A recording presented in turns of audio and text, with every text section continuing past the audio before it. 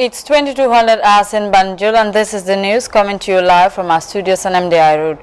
Well, on top of the news this hour, the Ministry of Petroleum and Energy convenes a two-day regional forum meant to review the feasibility study of regional solar power projects in Jarasoma in the Lower River region.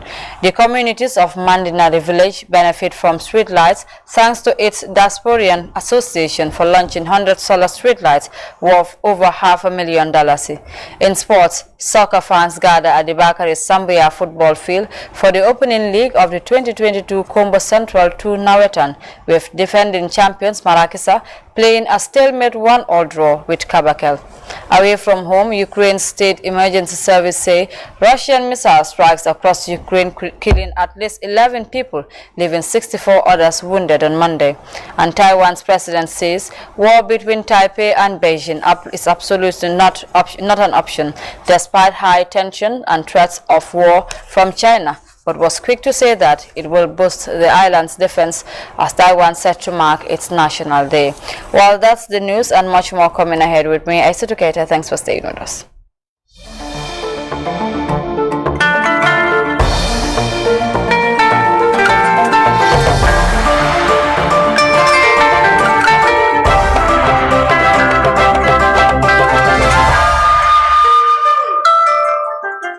Well, it's great to have you here with us. Let's begin this bulletin with the Ministry of Petroleum and Energy in collaboration with West African Power Pool as they commence a two-day regional forum meant to review and conclude the feasibility study and establish the power purchase interest membership countries with the framework of the 150 megapowers WAP regional power park projects to be developed in Jarasoma. The validation of this feasibility study will set the ball rolling for a massive PV solar power plant to be erected in Soma and supply electricity to neighboring partners. Ba Ibrahim Cham was at the forum and he now reports. Formed in 1999 at the 22nd ECOWAS Regional Summit, the West African Power Pool Agency, WAP, as part of its priority renewable energy projects in the ECOWAS Master Plan, concluded its feasibility study to erect a 150 megawatt solar PV power plant with large-scale battery storage system with a plug-and-play concept in Soma, the Gambia. Regional stakeholders from member states were invited to the workshop to discuss the outcome of the feasibility study, which will supply excess power to its member states and partners. Managing Director of NAWEC, Nani Jawara, stated that this is part of the 75 priority projects of WAP identified in the ECOWAS Electricity Master Plan 2019-2033, aiming at increasing renewable energy in the sub-region by 30%. These efforts are done in parallel with the upgrade and expansion of our transmission and distribution infrastructure to support the integration of renewables into the grid. NAWEC is also working with the government of the Gambia to acquire more land through land banking of sites for the development of solar projects. The planned 150 megawatt solar park, which is a regional project supported by WAP and the World Bank, will contribute immensely to the country's renewable energy target as outlined in our strategic electricity roadmap. As part of the opening remarks, the Secretary General of WAP stated that similar regional power plant park projects have been identified as priority projects by ECOWAS Master Plan in Mali, Burkina, Niger, Ghana, Cote d'Ivoire, and Benin. Given the growing energy demand in the sub-region, the implementation will increase the volume of energy traded in the region. The Director of Energy at the Energy Ministry put emphasis on the need for renewables, stating that this project, like the OMVG, will integrate West African states through energy supply, and the Gambia is honored to host the project. As a clean energy project that is environmentally friendly, the 150 megawatt solar park, if successfully implemented, would significantly contribute to the achievement of ECOWAS renewable energy policy target of 30% of the electricity mix generated from renewable energies by 2030. Finally, Sarah Foreman, project manager for ILF and technical consultants for the project, gave the key outputs of the feasibility study of the PV solar power plant in Soma. The project, it has a very strategic location on VG network, so It would not only assist NAVIC, who is the beneficiary, but also has a very strategic network location, which is very strong and good for creating export opportunities. The forum continues until the 11th of October for the high-level ministerial meeting. Reporting for GRTS News, I'm by Ibrahim Cham. Moving on, the Great Green Wall, with funding from the International Trade Center, has embarked on tree planting exercise and solar street light project along the tourism development area.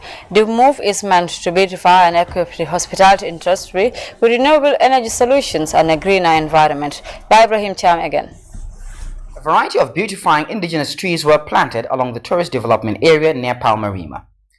An initiative driven by the Green Up Gambia and funded by the International Trade Center seeks to encourage planting of exotic trees not only to make the country green, but to promote environmental protection in the face of climate change worsened by human activities. A green environment is also a tourist attraction. The project also has a solar street light component, promoting the use of renewable energy in all sectors of development, thereby complementing the national determined contribution to curb carbon emissions. It's not only going to be a flower planting of flower trees, but we also have beautiful flowers beneath these trees that will give the street a very good and nice look. And of course, there's a solar project, also a solar component, lighting component of this project. We'll have solar lighting here towards the trees, so that as the trees are growing, you have lights above them, and you can see the beauty of the trees at any time of the day. Lamin Kanye is the gardener contracted to plant and look after the trees, and part of the variety he brought was a pride of Barbados, palm trees and kampong. So what I will do is to play my role as a citizen to make sure that the plants are well planted and they are well cared to the max. So this is nation building. So I'm a youth whereby I have to participate in the nation building. The next phase of the tree planting exercise will be along the duplex strip at Senegambia, complementing the tourism sector by purifying its ecosystem. Reporting for GRTS News, I'm by Ibrahim Cham. Meanwhile, the Village Development Committee of Mandinari, in partnership with the Community Diaspora Association, have launched 100 solar streetlights worth over $500,000 in a bid to provide security to the people of Mandinari. Hawanja witnessed the installation exercise and she now reports. Mandinari in the West Coast region is already blessed with electricity, but the absence of streetlights remains an advantage for those bent on stealing, particularly during darkness. Villages with financial support from the Mandinari Diaspora Association has launched a solar streetlight project to beat criminals. The distribution of the 100 solar lights has already started. Village Development Committee Chair Jame Sise said the target is to electrify half of the village. We feel there is the need for this streetlight based on the fact that there are numerous crimes that do occur from time to time because of the darkness of certain places. So it is based on for security reasons we deem it necessary to be able to have this street light, so that at least people will have the confidence that I am walking through a street that is provided with lights, and then I am going to be free from any attack from hostile youths and things of that sort. Malik Sanyang, the secretary of the Village Development Committee, praised the Mandinari Diaspora Association for the financial support and underscored need for solar street lights. It's more cost effective to go in for solar street lights than going into for NAVIC. Because if you are to go for NAVIC, every individual, every household must have to buy a cash power to run the street lights that are within your community. Fatu Bojang, a villager, couldn't be happier. Amid crime centered, women and children are the most vulnerable, and the provision of streetlights to help deter the menace is a dream come true for the people of Mandinari, she said.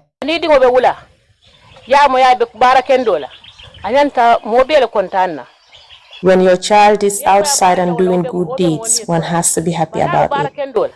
We are praying the work they are doing. May Allah bless them so that it may be continued in the near future. The beauty about the Mandinari Solar Streetlights project is its affordability and friendliness to the environment in the face of climate change. No bills. The villagers only need to maintain the solar and replace worn-out bulbs. Hawanjai, GRTS News. In another development, Save Our World, a charitable non-governmental organization, has donated 100 bags of rice to the Tanka Tanka Psychiatric Hospital as part of its mandate to provide support to needy institutions. Famara Baji. This intervention is inspired by capacity gaps affecting mental health facilities, taking care of psychiatric patients who need continuous assistance to deliver effective care. Members say this massive consignment of rice is part of their organization's core objective to contribute to national development. Save Our World are not biased, in terms of who or what we target is only the needy people. That is our problem. The needy people, those are the ones we target. So there is nothing like it is not a political organization. It is neither religious bias, whatever I can call it. It's an organization that is here to help every Gambian. Last week we've donated 100 bags of rice to the Mile 2 Central Prison, just as we intend to do here at the Psychiatric Hospital. This for us is just one of the activities that we do. We help people. That is the main reason why we are here in the Gambia. Save Our World is in the Gambia, and this place, we believe, is one of those institutions that need assistance from all Gambians, whether you are a charity, a foundation, or an individual, an organization in whatever capacity. I think as Gambians, as a nation, these are some of the things that help to bring a meaningful change to some of these institutions. Health officials commended donors for the support, which is urgently needed by the psychiatric hospital to boost food rations for patients. For you, like you said, it may look small unto the eye that provides. For you people, it may look small. But who you are giving it to is what matters. This is 100 bags of rice. Obviously, who in this struggling times in the world will give you something like that? So obviously, your name really represents what you stand for. Save the world. Or save our world. It is our world, obviously. So you are really taking a step to save it. Today you brought us something, which is a lot of green. Save Our World is an international aid and development charity focused on providing humanitarian assistance, empowering communities, and responding to international crises through its network of volunteers across the globe. Famara Baji, GRTS News. Now to efforts in promoting health for all, Child Fund Gambia has recently trained its local partners and community mobilizers on the ongoing emergency response against the acute kidney injury in the Gambia. Yusuf Bojang was at the training program and he filed in this report. The forum, held at Sama Cairo Federation head office in Brikama, was attended by officials from the Ministry of Health, the National Disaster Management Agency, and the Gambia Red Cross Society. The synergy brought together 57 community mobilizers from West Coast region and Lower River region, aimed at equipping them with knowledge on the recall of the incriminated syrups such as paracetamol, phenylephrine, promethazine, and Cofex malign baby cough syrup, among others manufactured by Maiden Pharmaceutical Limited at household level. Child Fund Gambia Country Director Musukuta Koma explained that it is part of her organization's commitment to ensure that infants are healthy and safe. She stressed the need for Child Fund local partners, community mobilizers, to work closely with stakeholders to retrieve all the incriminated syrups to stop further death. As a civil society organization and also as an organization that definitely have its first core outcome to be healthy and secure infants, we really need to act, and we need to act properly and fast. Is to go into the communities, of course leveraging around the structure that we have. We have got existing community associations. We have daily and hourly contact with these families to ensure that we systematically retrieve these medicines. Once we retrieve them, we want them to be recorded, because at the end of the day, we are going to put them together and hand them over to the Ministry of Health, who are the custodians of medical and medical-related items in this country. Lamin Mane is the field epidemiologist at the Ministry of Health. We expect you to join the Red Cross volunteers and collect this product. Why are we collecting this product? in the first place. Because when this first case was reported, that was detected by a nephrologist at the Edward Francis Small Teaching Hospital. But what we need to do is to quickly retrieve these products from the market so that people will not consume it to avert more cases. He urged participants to advise parents to be observant and take to the nearest health facility any child under 5 years with sudden failure to pass urine for more than a day, as well as symptoms such as fever, diarrhea, or vomiting. The National Disaster Management Agency, Basi Sane, said the early warning information will help contain acute kidney injury. And this early information that we are giving is very essential, because the early information that we give will save lives. Maybe we can stop at 66. So the remaining lives, we will save them because of the early information that we are giving. And as far as you people are in the community, dealing directly with the community up to the household level, I think is a right direction. The Gambia Red Cross Society Regional Officer, Sirfo Mboj, explained that 350 Red Cross volunteers have been deployed in all districts within West Coast region to recover medicines which will be submitted to the Ministry of Health, while stressing their resolve in working closely with partners. Kidneys perform an important function in the human body. With over 32 community associations in the Western and Lower River regions, the community mobilizers have that closest relations with communities, making their participation in the currently ongoing medicine recall from homes very critical. These community mobilizers are now deployed to communities with public health officers and volunteers from the Gambia Red Cross Society to recall all medicine syrups identified by health officials as incriminated. Yusfa Bojang, GRTS News. And now today's press statement, and it reads: the Minister of the Interior, Siaka Sonko, has led a delegation to the UNHCR 73rd Executive Committee meeting, which starts from 10th to 14th October 2022 in Geneva in Switzerland. The high-level meeting attracts participants from members and observer states as well as international NGOs. The Minister Sonko is expected to deliver a statement highlighting the work of the Gambia as a refugee host country in ensuring the humanitarian protection of the refugees and other persons of concern to UNHCR. The minister will also highlight the need for more support to UNHCR and states, especially those hosting refugees and displaced persons, and to help reduce the estimated number of 100 million displaced persons worldwide and 89.3 million internally displaced persons by the end of 2022. His statement will also center on the need for uninterrupted access to COVID-19 vaccines, support to vulnerable groups including women, children, persons at risk of statelessness, and the elderly in situations of displacement, and as well as the need for ensuring stability in the prices of food and commodities within this principle of humanitarian values. It could be noted that the Executive Committee of the High Commissioners Program meets in Geneva annually to review and approve the agency's programs and budgets, advise on other issues with UNHCR and intergovernmental and non-governmental partners. The release ends. In collaboration with the Gambia Radio and Television Services team in Kerawan, have embarked on a pre-harvest assessment.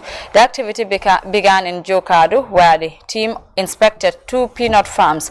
Based on their findings, some farms did extremely well, whilst others have experienced some failures in cash crops such as peanuts, early millet and maize. The governor of the region, who headed the team, said this season will be good for many farmers, as he advised for diversification in production. Farmer Akani reports from Kerawan.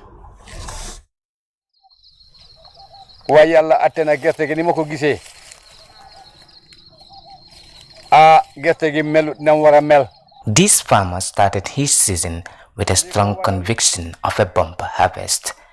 It's now 4 months, and the faith that guided him now hangs on the balance. Unfortunately for me, due to some constraints, maybe climate change, erosion, lack of materials, well, made me fail. If you look at my groundnut farm, it's a failure this year. It may be too early to make predictions over crop failures in the North Bank, as optimism of a profuse harvest is still very high across the region. However, farmers who planted late and had challenges to purchase fertilizer on time may in the end experience failures over crops such as peanuts, early millet and maize.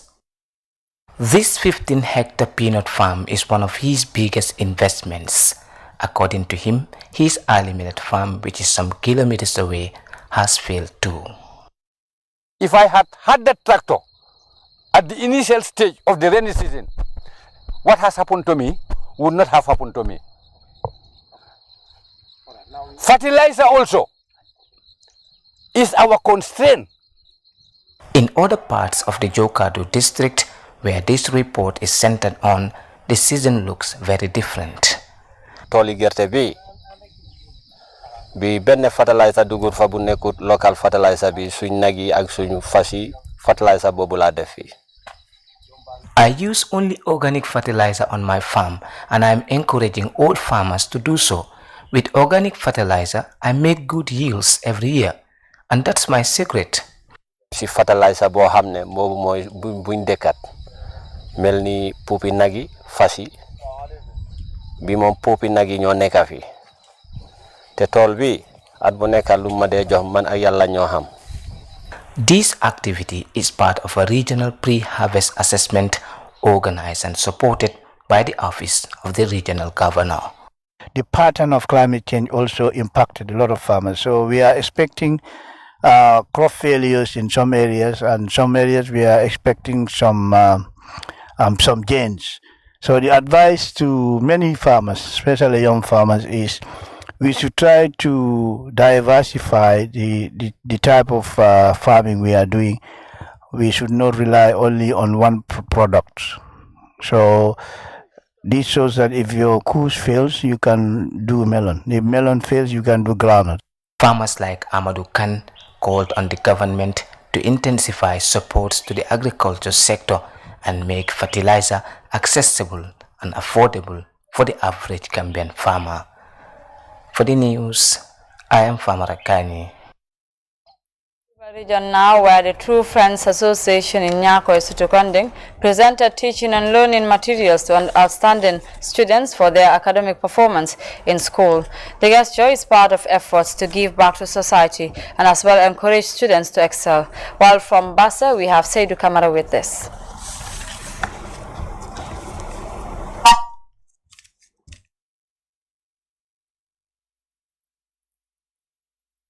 That report by Seydou Kamara will come in our subsequent bulletins. We take a first break now.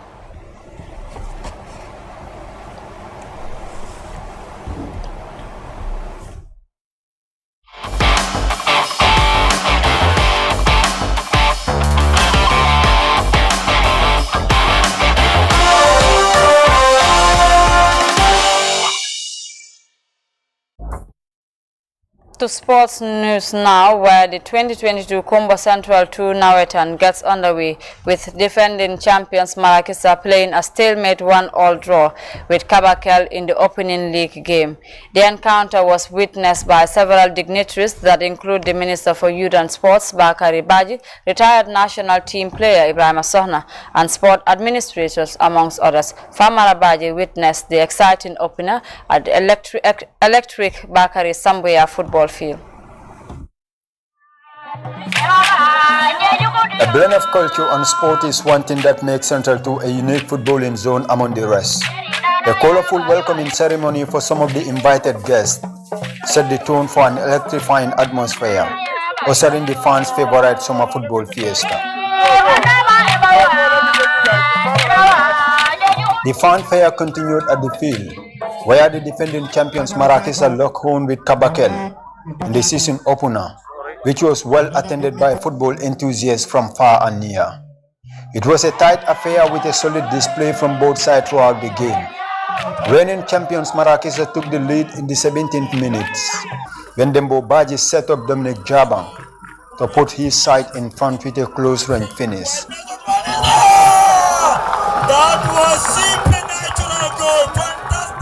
That goal was enough for the defending champions to head into the break with a slender advantage. Abekel's halftime team talk appeared to have worked perfectly for them, as they responded shortly after the resumption, with Yaya Jammeh diverting Ali Sedi's corner kick into the net to make it 1-1. Inside the penalty area! And now, the stadium erupts! From that moment, it has been an end-to-end affair with some quick movements, but the remaining minutes could not bring any fortune for the two sides, as they settled for a 1-1 draw in the opening game of the Central Tuna-Weightan League season.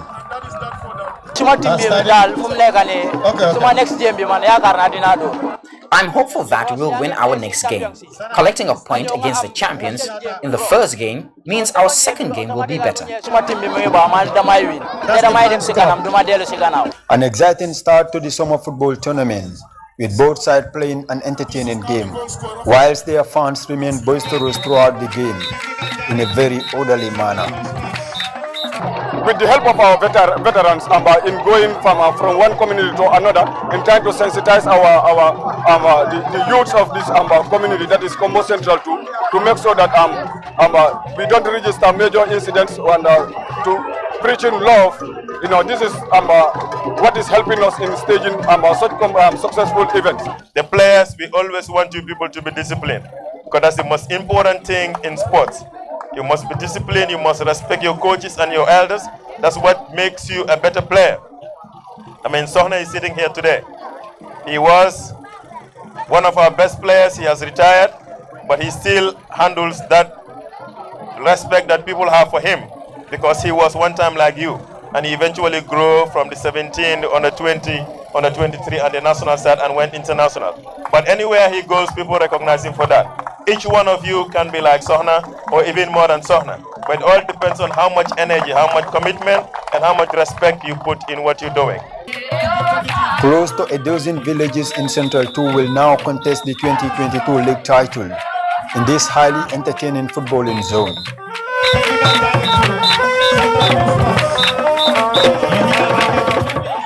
Farmer Abaji, TRTS News. In other news, the missiles that sowed death and destruction in the Ukrainian capital for the first time in almost 4 months came in frightening roars early Monday. The explosion smashed and shook buildings, burst water mains, left craters and torched automobiles, jarring Kiev's nearly 3 million people, including jolting some out of their sleep as the city began its work week. France 24 has more. Strike, we'll all die immediately and won't know anything about it, and if not, then we'll be fine. I wasn't sure whether it was the right thing to do, but I told him that it's possible that if there's a nuclear strike, you'll get seriously ill with radiation sickness and could be a very low, strong, painful, long, slow, painful death. I mean, the fear of nuclear strike is very present in Ukraine, but I think in some quarters people are seeing these conventional strikes today as evidence that the Russians haven't actually really got anything more than this up their sleeve. At least that's the attitude I've heard from some people, those who are trying to put a brave face on things. I would say the main emotion that I hear people wishing to express is anger. Obviously people are afraid, obviously people are saddened, but what they really are is just really, really angry with Russia about these attacks. And a lot of people are at pains to underline that they don't just blame Vladimir Putin, but that they blame all Russians. And they blame Russians for putting Vladimir Putin there, rightly or wrongly. That is an attitude that is very, very frequently expressed by Ukrainians after strikes like this. And perhaps it's an indication of the kind of anger and also vindictive spirit and spirit of defiance that people are feeling. That one man who I asked in Shevchenko Park what he thought Ukraine's reaction to these attacks should be, he simply said, we should bomb that Crimea bridge again. Though I hasten to add, Ukraine's defense ministry has cast doubt on the idea that these strikes are in retaliation for the attack on the bridge, because according to them, their intelligence shows that Russia was planning these attacks actually earlier than those explosions happened. That, well, if there's a nuclear strike, we'll all die immediately and won't know anything about it, and if not, then we'll be fine. I wasn't sure whether it was the right thing to do, but I told him that it's possible that if there's a nuclear strike, you'll get seriously ill with radiation sickness and could be a very low, strong, painful, long, slow, painful death. I mean, the fear of war between Taiwan and China is absolutely not an option, Taiwan President Tsai Ing-wen said on Monday, as she reiterated her willingness to talk to Beijing and also pledged to boost the island's defenses, including with precision missiles. China again rejected her latest overture, saying the island was an inseparable part of its territory. Like every year, a military parade with marching bands and flyovers marked Taiwanese National Day. But this year's celebrations follow a summer of heightened tensions between Taipei and Beijing, and President Tsai Ing-wen used the occasion to send a strong message. Military confrontation with mainland China is categorically not an option, but nor will the island make any concessions on its self-governing status. The broadest consensus among the Taiwanese people and our various political parties is that we must defend our national sovereignty and our free and democratic way of life. On this point, we have no room for compromise. But the People's Republic of China considers the island an integral part of their territory. Tensions escalated in August after a US House Speaker Nancy Pelosi's state visit to the island. Hours after she left, China announced a program of military drills at air and at sea, encircling the island over 5 days, some only 20 kilometers from the Taiwanese coast. With the world's largest standing army and a huge arsenal of missiles, China is the Goliath to Taiwan's David. Speaking to her people, but no doubt also to the international community, she used her speech to vaunt the island's new defense strategy. We are ramping up the mass production of precision missiles and high-performance naval vessels. In addition, we are working to acquire various small, highly mobile precision weapons that will help us develop comprehensive asymmetric warfare capabilities, ensuring that Taiwan is fully prepared to respond to external military threats.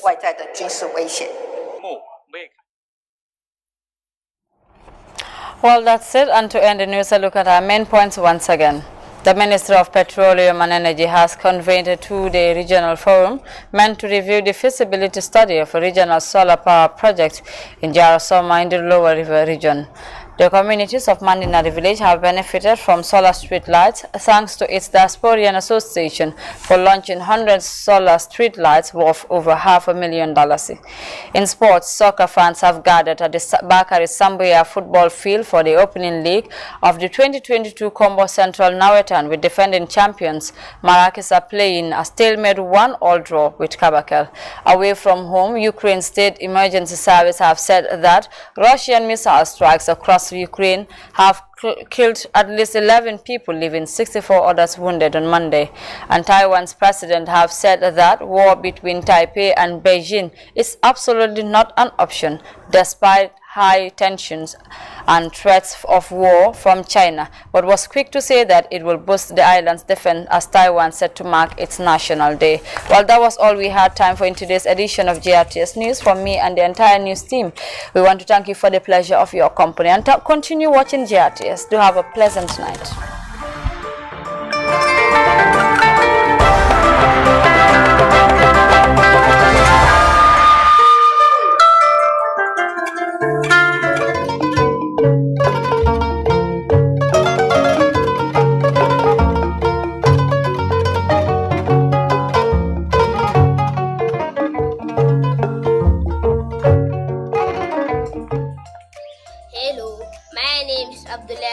From Canvas South, watch out for the Kiss Podium Season 3. My name is Fatima Kurban.